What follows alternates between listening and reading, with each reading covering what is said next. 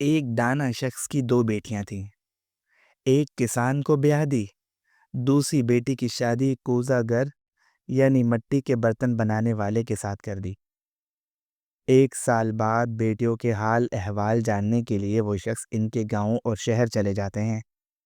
جو بیٹی کسان کو بیاہ دی ہے وہ خوش دلی سے باپ کا والہانہ استقبال کرتی ہے، خیر خیریت اور کسب معاش سے متعلق پوچھنے پر بتاتی ہے کہ ادھار بیچ خرید کر کھیت کھلیان آباد کیے ہیں، اب بارش کا انتظار ہے۔ بارش ہوئی تو سمجھے رحمت، ورنہ زحمت اور مصیبت۔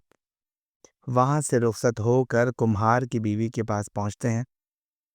بیٹی باپ کا خوب استقبال کرتی ہے، خیر خیریت اور کسب معاش سے متعلق سوال پر بتاتی ہے کہ بڑی محنت سے کچھ برتن بنا کر سوکھنے کے لیے دھوپ میں رکھے ہیں، اب بارش نہ ہوئی تو اللہ کا کرم، اور اگر بارش ہوئی تو زحمت اور مصیبت۔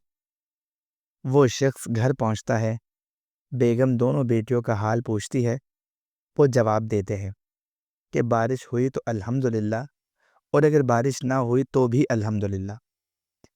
اس کہانی سے ہمیں سبق ملتا ہے کہ جو چیز آپ کے لیے مناسب ہو ضروری نہیں کہ وہ دوسروں کے لیے بھی مناسب ہو، اور جو چیز آپ کے لیے مناسب نہیں وہ دوسروں کے لیے بھی نامناسب ہو، یہ بھی لازمی نہیں۔